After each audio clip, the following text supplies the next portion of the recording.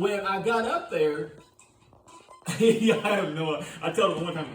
I said, now y'all realize, I said, I'm probably sometime going to turn and start trying to write something, but I ain't got nothing to write. So, and I said, I'm out of my own here.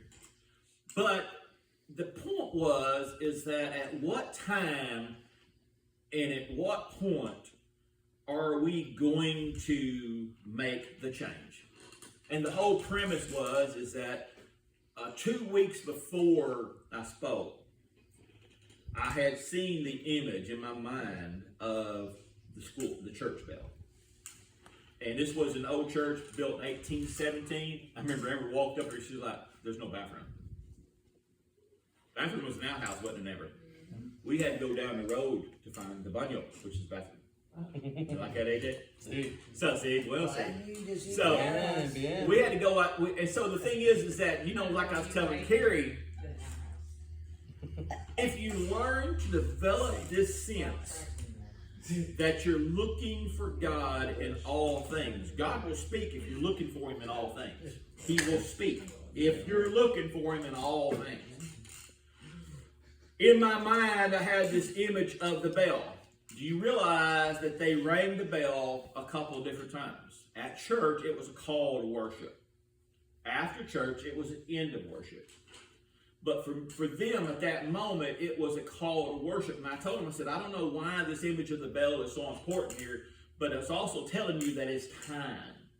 When the bell rang. And I use the analogy of the school bell, because in the old days, the churches were schools.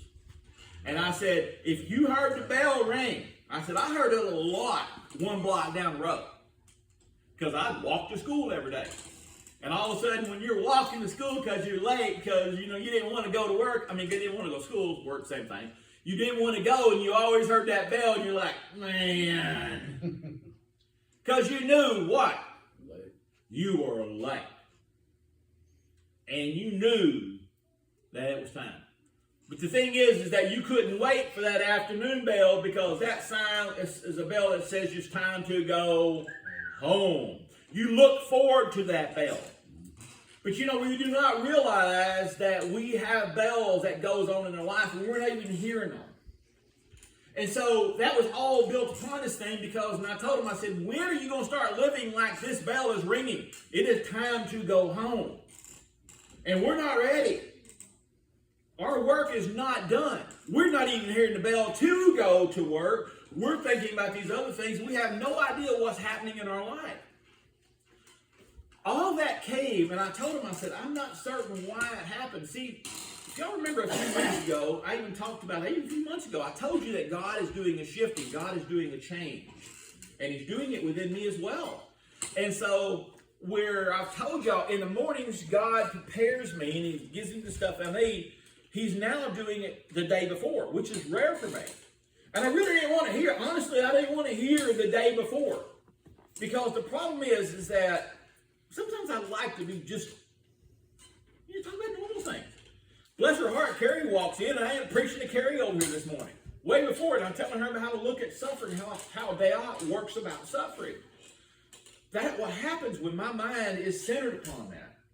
But I find out that as we get closer and closer to this moment, I've really had this transformation, because I've realized that I am not living my days like they are my last. I don't know how much longer I have.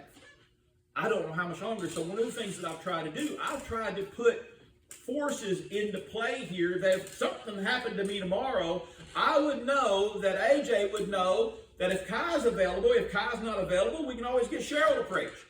But I know that AJ would line this thing out. AJ would take care of this thing, because that's what AJ does. AJ has sold himself to this idea of, I've got to do this thing. So now we're building this system. In case I fail, this thing can keep going. That is successful leadership. Not that I'm a good leader, that's not the case at all. But I know to build these things, we have to have contingency plans in case. But if we don't catch a grip of this thing, of how frail life is. There was a guy Friday, I went with my co-workers, and he was all down. And his nephew he was an engineer to railroad, made good money. His wife just retired because She don't need to work. He's still an engineer. So she's a stay-at-home mom, and they was living in a nice subdivision and all that. Well, they had a problem with the subdivision. Every time it rained, this big old limb would come down and block out the road. Instead of calling the city, he's a grown guy. What do you think grown guys do instead of calling the city or somebody else? We gonna fix it. Well, he decides he wants to cut down the limb. Big limb. That was under pressure. Bow down. Last thing you do is cut a limb, unless you're me, then I'll do it. But the thing is that you don't do that. And so he's up on a ladder doing this thing. And he don't work for a living. He is an engineer. He sits all day long, David. Now, if you work for a living, you're kind of used to being out there and doing it. He don't work. He sits in a chair all day long. Know nothing about the real world. Yeah. And the thing is that if you're sitting in that environment, your body becomes what? Soft. When we went, well, I'm going through some testing. If y'all want to know about that, I can tell about all this later. I'm going through some testing right now. And a woman says, well, how much pain are you in? I'm like,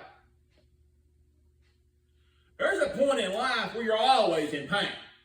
You just accept the pain. Kyle shaking his like, Kyle, you're 12. Wait till you get 120 like me. Then, like, I'm Jurassic. Thanks, AJ and your children. The thing is I've been pegged because of them. You start living with pain, and so it's like, well, when your pain's constant, you don't really even pay attention. It's just another pain. You just got something else. And so the thing is that I told him, I said, you know, I'm living to this point where everything hurts. Which part do you want to know about? Well, all of this is centered around this thing that we have to change. It's time to change. But more importantly is that how did that message come to me? That's what I'm trying to get y'all to understand. How did that message come to me? How did today come to me? The focus of where we're going at, Emily, is the development of the voice. The voice. Because you hear in the Bible, it says, I am the voice of one crying in the wilderness. The voice of the Lord. You hear this voice, but yet, do we talk about the voice? How do we develop the voice? I mean, think about it. How often are you taught how to develop the voice? How to look for the voice? How to answer the voice? How to do anything? We all want to hear good, Artie's favorite saying, good Lord willing. I can tell you right now, God is more willing to give than you are to receive. Don't say, good Lord willing, because he's always willing. You should say, my God willing. In other words, the God that you've placed of importance, that becomes your God. And so if your God is not willing for you to go to church today, and your God is more willing for you to go to Walmart or go somewhere else, guess who just demonstrated who's more important? So who is the Lord of your life at that moment? Does that make sense? But Dory, we all understand. We're frail. We're getting to the end. You are getting ready to place yourself in a very peculiar situation. Every time I hear you go to Honduras, you've always got stories, don't you? Someone said, you have to overcome hurdles to get there, don't you? So how spiritually prepared do you need to make yourself for this physical journey? Bunch. So, when I'm looking at today, and I'm wanting to take us down this road, yesterday, I'm out working in the garden, and I heard today. I'm like, God, that's kind of early to tell me today. And I am like, okay, what's changing? So I've sensed this change going on inside of me, David. And so when I have this change going on inside of me, I can either embrace it because God is trying to teach me. You realize God, when God says, I am the same yesterday, today, and forever. But the other side of it is, God is not manufactured. So in other words, if you try to do the same thing, well, I go to church, I'm going to hear from God. I go to church, I'm going to hear from God. Well, you realize, what kind of relationship is it? Now, it's probably the best kind of relationship. You only see a friend maybe once a week. That's not a bad thing. Once you get to that certain age, you're like, you don't want to see your friends every week. I'm not wrong. But there's this other thing is that your grandchildren. Amber and I was talking about Zane this morning because Zane is the only grandchild now that physically makes an effort to come and see us. So he's over there this morning. Needless to say, we'd like to have our Sunday mornings where we're like by ourselves. But the other side of it is that any moment that I have my grandson, I love it. Sure, we've got to teach him how to behave and stuff like that. But the other side of it is that to have a grandson that wants to be off of the computer, wants to come out there and be part of our life, how does that change us? It makes us want that. The other side of it is when we have grandchildren that don't even want to come around unless they want something, who is going to receive the priorities, David? The one that comes around because he wants to be around us. I said, why do you come to my house all the time? Because you tickle me. But we play together. How much more so is that the relationship with God? Do you realize you don't hear from God because you don't want to hear from God? That's the truth. You don't want to hear from God. How do I say that? Think about it. When do you study? When do you open yourself up to study? When do you say, God, speak to me? So, this is the point that we're going to have to start moving down, because if we do not do something different and start building a new, it's not new, it's old, but the thing is that this path, that if you don't start developing this thing, do you find that, okay, as an example, Richie Pearson was over here, and how many people do you find nowadays has a good reason to not go to church? A bunch of good reasons to not go to church. And did you notice how whenever you talk to somebody about church and they give you all the reasons that they don't go to church. And it's all religion-centered with open-ended questions. And so you try to combat them by this way. And you know what happens? They prepared for that argument. They have prepared for that argument. And the thing is I know a guy who dissected the Council of Nicaea and how he went back to the original wording of the words of the original text to prove, because his daddy was a preacher and he wanted to prove that homosexuality was okay. He wanted to prove it. And guess why? Because he was a homosexual. Exactly. And so the thing is that's why sometimes they'll even, homosexual will tell you, well, I'm guessing, they just assume that, guess what? Y'all hate me. Well, your Bible says you hate me. No, the Bible never told us to hate you. No, I don't hate him. God does not hate you. God hates the sin. Right. The spirit behind it. And it's not so much, the thing is that it's your inclinations, but how do you present these things? And so the thing is that I am not into the debate of whether it is or whether it isn't. I don't really give a crap. That's your choice. If you want to go out and marry a telephone pole, go marry a telephone pole. Try to drag that sucker to family reunions. That'd be easier. Yeah, it'd be a lot easier. But the thing is that I don't care. That ain't my business, because it ain't my business to solve your world. My business is to lead my family. My business is as well to lead you guys to the best that I can. So all that being said, yesterday, I'm sitting here because in the back of my mind, all I'm hearing is the voice of the Lord. Teaching us to understand the voice of the Lord, how to look for the voice of the Lord.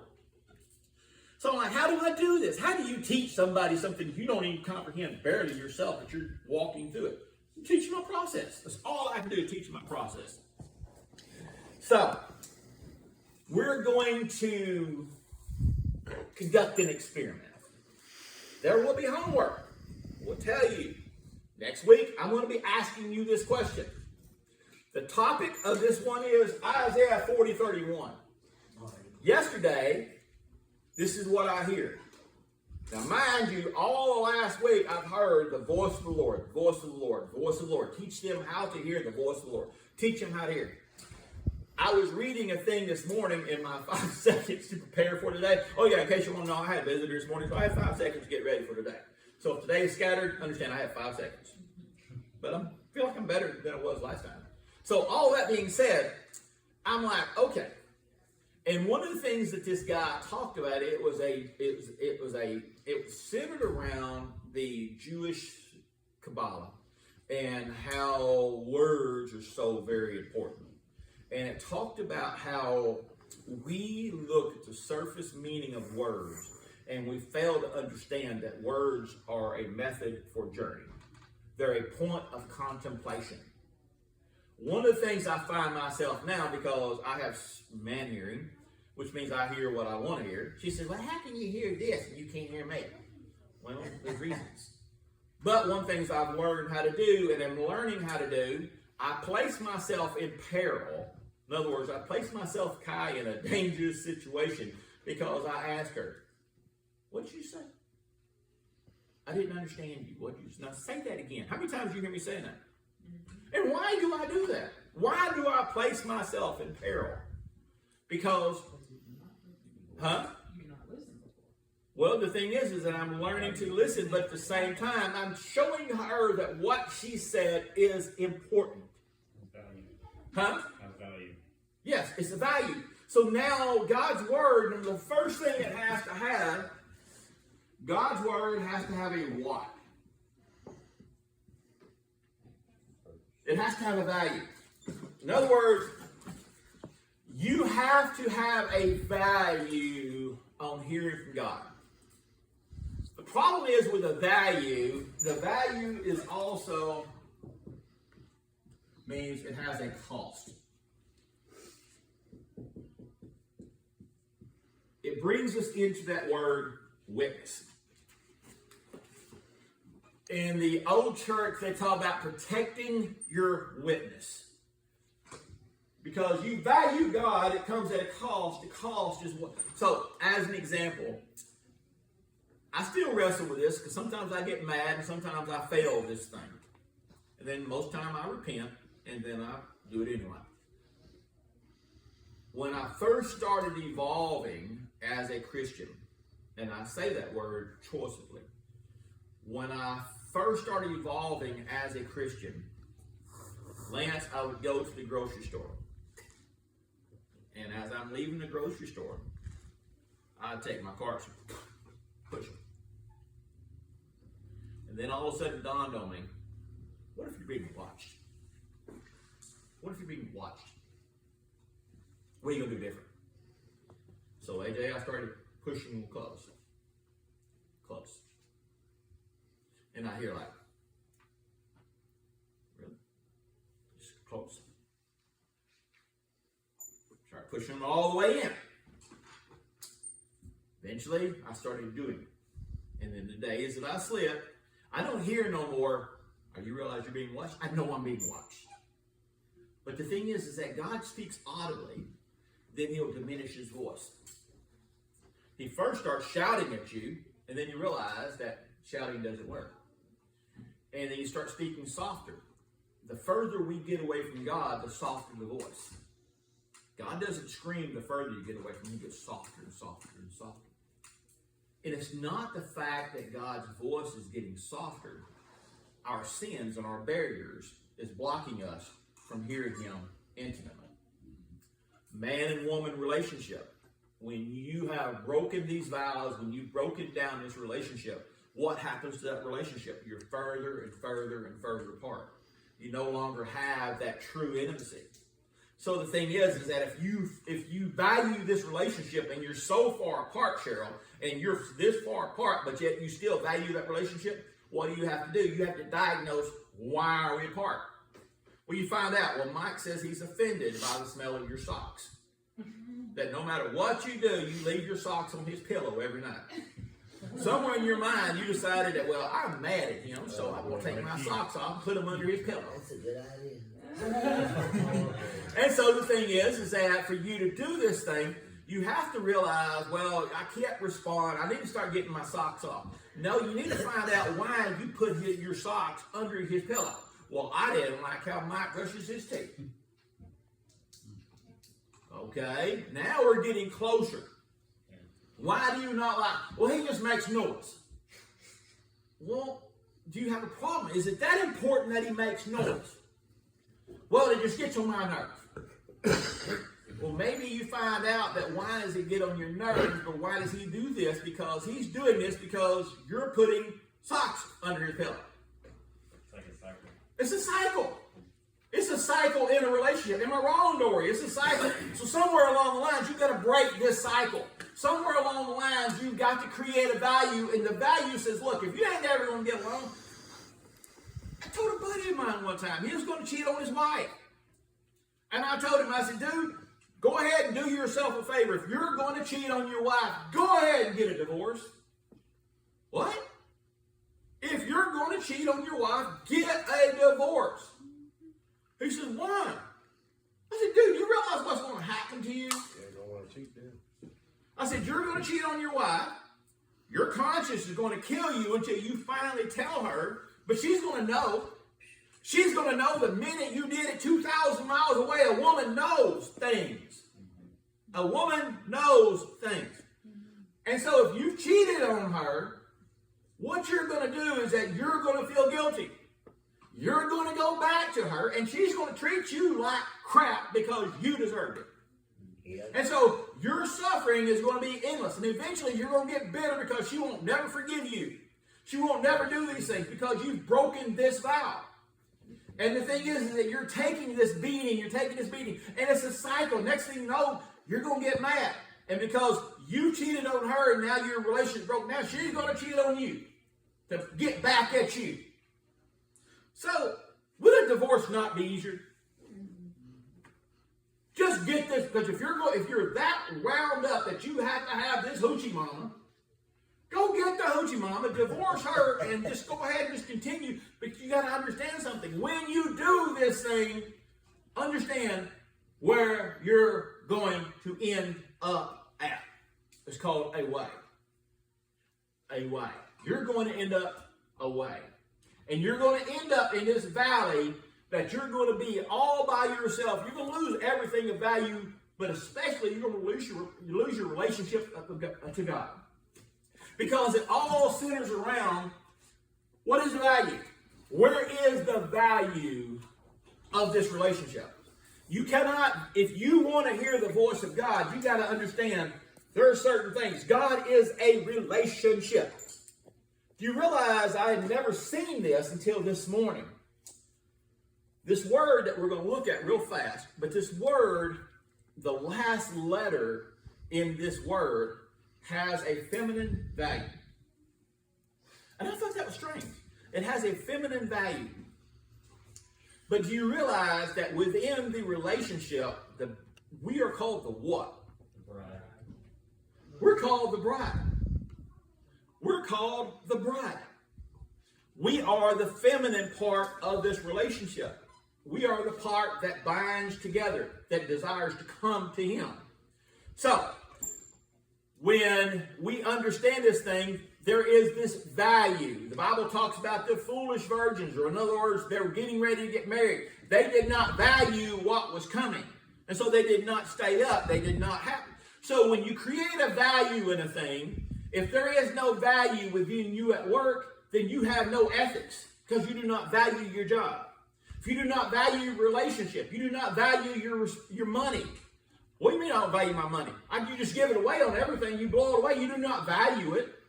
But then there is that sin of valuing too money, where your money becomes the most important thing in your life. Money is just an object that a few years down the road, guess what? Amber and I did this little quick study one day. We're sitting around, and we've learned to value our time together. And so we're sitting outside, and we did this little comparative study, AJ. We looked at ourselves now, and we looked at ourselves, 10 years ago? You realize the money, we don't have the same cars that we have 10 years ago. We don't have the same house that we lived in 10 years ago. We have really nothing, Kai, of 10 years ago. Except for Amber's sandals. What? And back. But you realize if you take everything that we had 10 years ago, Lance, and we have nothing of it really of today, nothing. Not the same tools, nothing. So 10 years ago, AJ, we have really nothing. Friends of 10 years ago, we don't have today. At the moment, 10 years ago, they were so important. But what we found out is that at the end of 10 years, the only thing that we have, primarily, number one, is me and Amber. Yes, ma'am? God. I was just going to say we have God. Well, that's given. But my point is that when we're looking at earthly possession, I've got me and Amber. Then we've got this close association here. That's really all that we have. And some of this we didn't even have 10 years ago. I didn't have a relationship with you guys that I have now. I didn't. I didn't know you 10 years old. You was 4 years old. You were 4 years old 10 years ago, right? Well, you're about 14. So, all the thing is that we have to create, we have to find out what is important. Once you realize what's important, that identifies value. So, when we look at this thing, we want to understand the voice of God. If we have to understand, if we want to process and find the voice of God, the first thing we have to do is value it. So, who's got Isaiah 40:31? We're going to read this real fast and we're going to come back. I already wrote it down. Go ahead. But they that wait upon the Lord shall renew their strength. They shall mount up with wings as eagles.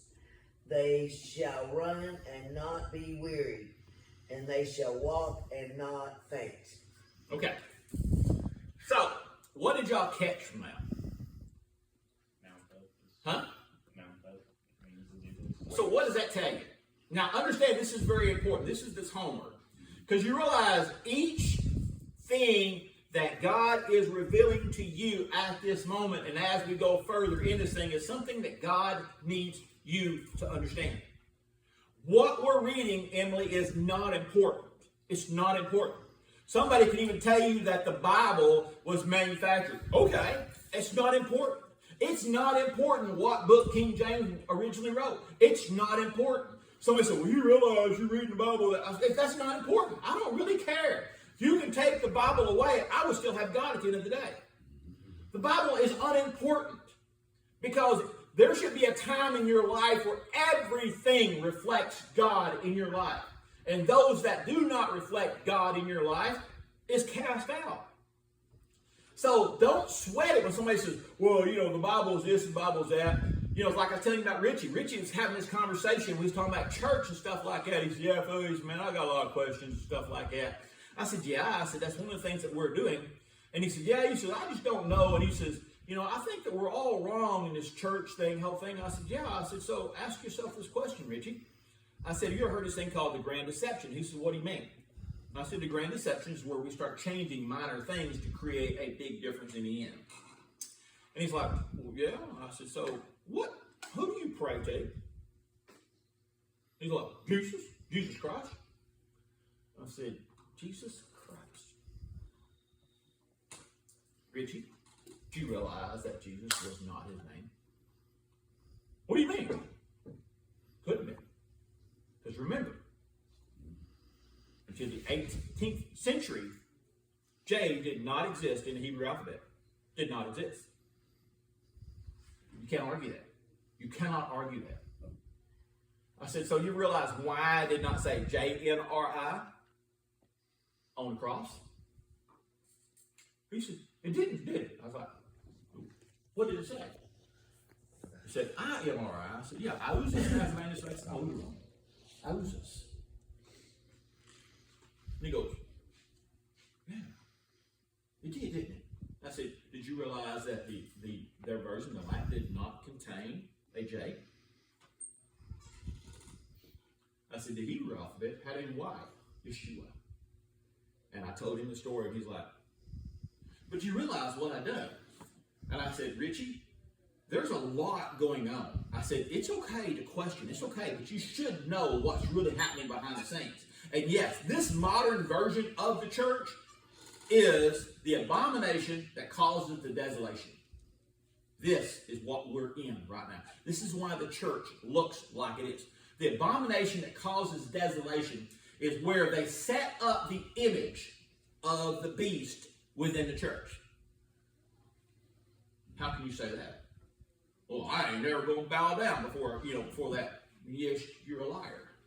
And how do I say that? Because their creed is what? Do what thou wilt is the sum of the law. Do what you want to do. And so if you're in church and you're thinking about all these things you want to go do, instead of placing God in church as a priority, because I don't want to go to church. Well, I don't want to go to church either. But this is where I worship God. This is where I serve God. This gives me the energy to go out and do the thing. This is this connection. He says, forsake not the assembling together.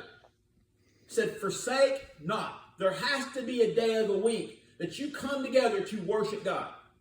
Well, I can worship God sitting at Walmart. No, you cannot. There has to be something, because if you say, well, I'm going to go to Walmart, that's where I get my church at, then guess where your church is? Aisle 4. So the abomination that causes desolation is where we set up this image that looks just like God, but yet isn't. He says even the very elect will be fooled by the image. Y'all know when you go into a church and something does not ring true. You've seen it. You felt it. You don't know what it is. It is the abomination that causes desolation. In other words, it's taking the image of the Messiah and changing it into something we can sell. Is that not what's happening, Kyle? They've taken the image of the Messiah and changed it into something that they can sell to draw in money. Starbucks. That's right. Am I wrong? No, you're absolutely right. Am I wrong? So the thing is that now when we read this thing, we're looking at this thing. One of the first things, Kyle, is funny that the very thing that you caught is the very thing that I caught. They will mount up with wings as eagles. Do you know why that's so important to you? You know why it's so important to me? Fly. Or we want not fly, but like, The process that eagles go through, like when they mature, they break their own beaks, they pluck out their own talons, they pluck out their own feathers, so that way they can be renewed as a whole animal again. And it's a 130, 150 day process. Think about that. I actually read into it. Now, did you realize what y'all just demonstrated? The power of this. This is how you study. It takes you to a point where you can understand something that you've never seen before. You have never seen Isaiah 40:31 like you just did. What I got from this is to be able to see with God's eye and God's perspective. To see as God sees. Because we shall mount up with wings as eagles.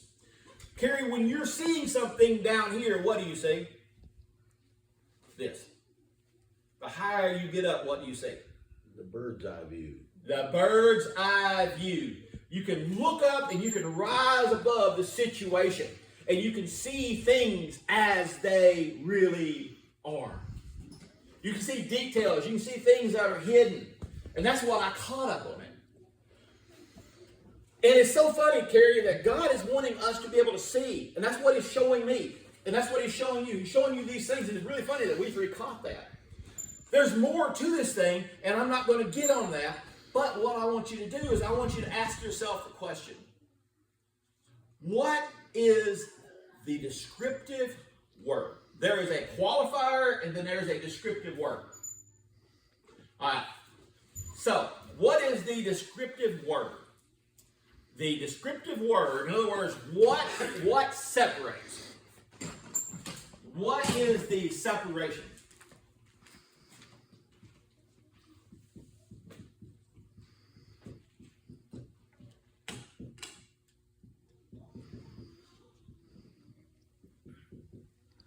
But they that wait upon the Lord. So, what word? What word? Wait. What's that word?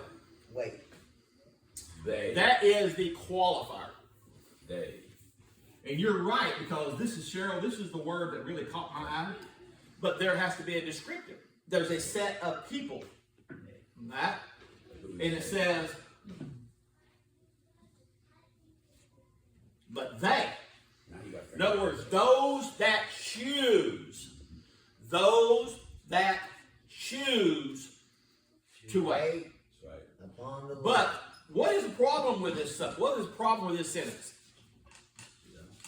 we don't like to wait. Huh? We don't like to wait. We don't like to wait, yes, but this is, now remember, we're looking at this because, remember, Carrie, when we were talking about, when we look at suffering, how they taught their children that through the process of suffering, there's transformation. They knew that as a child, when you suffered, you was transformed. So suffering is not a negative thing. It becomes a positive thing because you know, AJ, that eagle, he had to suffer going through all this thing to be transformed. All right, so suffering is a good thing. But yet we have become such a shallow people that we have transformed this phrase. if I would ask this phrase to somebody who works in the food industry, or as a waitress or whatever, waitress, boy, it's that word. Because, so now if we take the but they, because, now remember, to mounting up with wings as eagles, they'll run and not grow weary, they'll walk and not grow faint. These are the fruits. These are the fruits of where we want to go. But the fruits have to come at, you can look at, has anybody ever wondered why when you go into Sam's, I told Amber this, it's amazing. You ever wonder why when you go into Sam's, where is all the produce and what does all the stuff look like? You notice how the meat and the produce all looks good? They go hand in hand. But you go into Walmart's, the food doesn't look as good, does it? The thing is go in Sam's, then go in Walmart and do a side-by-side comparison.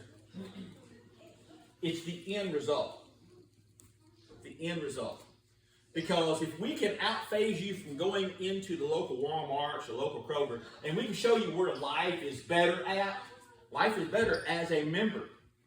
Matter of fact, even our product, our private line product that you buy from us is a better product than what you can normally buy, and it's only called its name, Members Mark.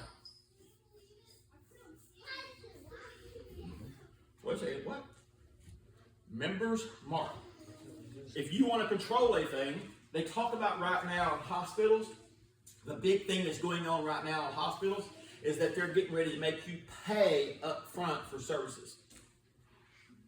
And if you don't pay up front for your surgery or whatever, the only reason they can't do it in the emergency rooms is because it's against the law. Private companies have bought up. Our doctor, Conway Regional, when I went to go get my test, they sent me to one of their places. And the service that I got from them was terrible. They sent me to Baptist. And that's where I'm having to go through now. They don't like it because it's money out of their pocket. Rude when I wanted to go somewhere else because I didn't like them. It's all about controlling access to a thing. Because in the end times, this is what's going to happen. You're not going to be able to go to Mom and Pop's grocery. They don't exist. You're going to go where it looks like a fork. Go on Sam's right now. There is no windows, are there? Central entry door. In the old days, they realized they got you used to the concept of it. What they did in the old days, you couldn't go into Sam's without a card. Remember that? Yeah. Now they want you to go in and see where life can be. Life is good over here. Come join. Come join. You gotta pay to be there though, right? Oh, yes. Take I this. ain't never been there. Take this card. Take this mark. It's a membership. Right. Yes. That's the mark. That is the sign. So, when I looked at this thing this morning, this is how I study. This is how I do this thing. I sit there and I put my mind, I'm so used to kind of subconsciously do it when I'm at work and doing things. My mind is drifting to God. I'm always thinking about the different things that's going on. And all of a sudden I hear this voice. But those that wait upon the Lord. But those that wait upon the Lord. So I knew that was a verse today. I knew that was a verse today because I know that voice now. I didn't understand the word. And then all of a sudden, all last night I heard, wait, wait, wait. So now I have wait upon the Lord. We as our people, we hate to do what, Kai? Wait. Because we've taken wait and we've added a negative connotation to it. That's not even the word. That's not even the word that they use. This is the original word. That is, and I'll read it for you. It's called kavah.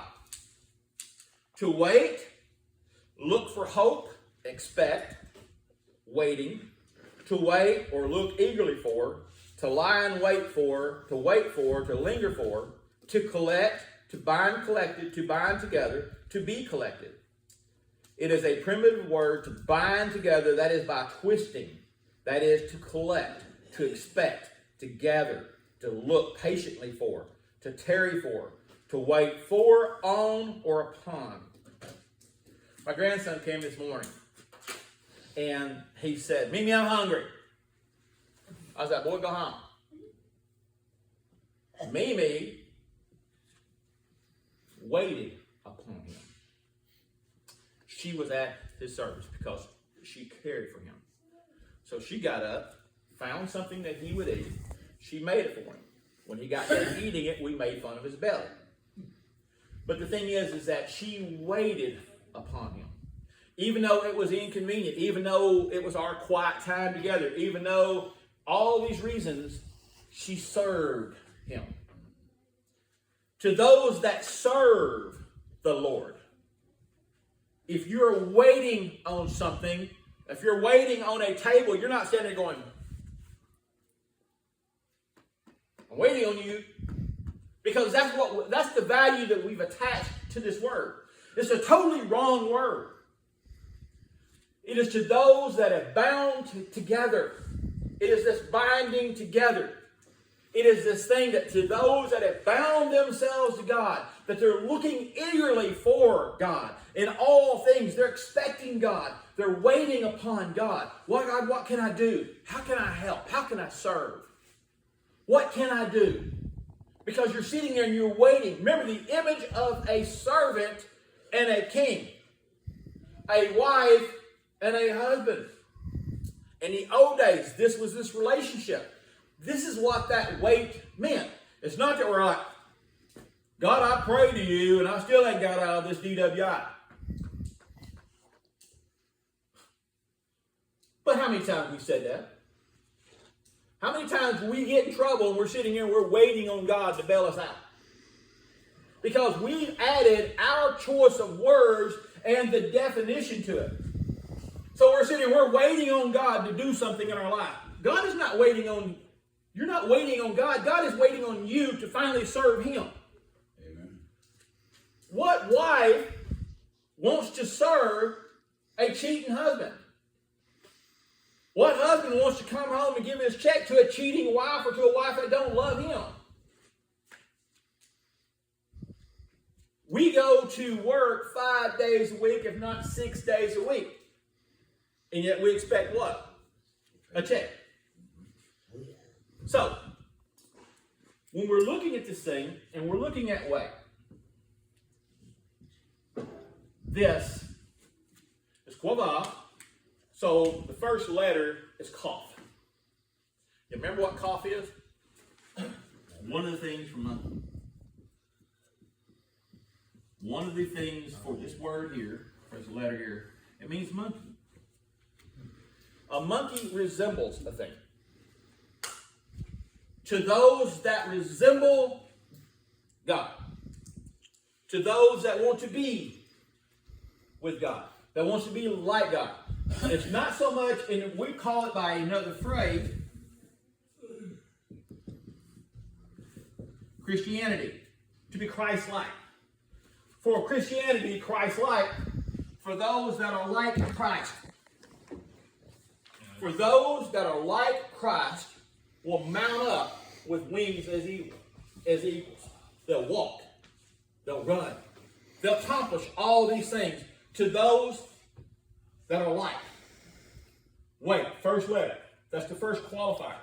Because we're like that. You see this? Kyle's already getting it. It also makes me think about how so many people that aren't Christians, they draw the conclusion that we monkeys are like us, that we came from monkeys. So that's kind of... Yeah. So, this is where we're going to go with this thing. We're going to talk about, because if we, all of these things is that, remember, where we're going with all this, the end result is the voice. This is where we want to go. Would it be nice to be able to have an understanding for not only for your situation, but for others around you? For sure. Wouldn't it be nice? But remember, this is a bigger thing. This is the end journey. But how do we, I think before we really focus upon making the voice of God audible, but yet it's still the same thing, is there not a point that there has to have a value, and its value has to be above all other things. So the first lesson today, if you want to hear the voice of God, and if you want to be the voice of God, if you want to have that relationship, but in reality, it's making sure of your salvation. Because, in other words, whose voice do you serve? And if your voice is not leading you closer to God, and by extension, fulfilling God's will, then you're listening to the entirely wrong voice. You're listening to your other God. There is two gods. There is the uppercase God, and then there's the lowercase God. Has the same word, same letter, same meaning, different end result.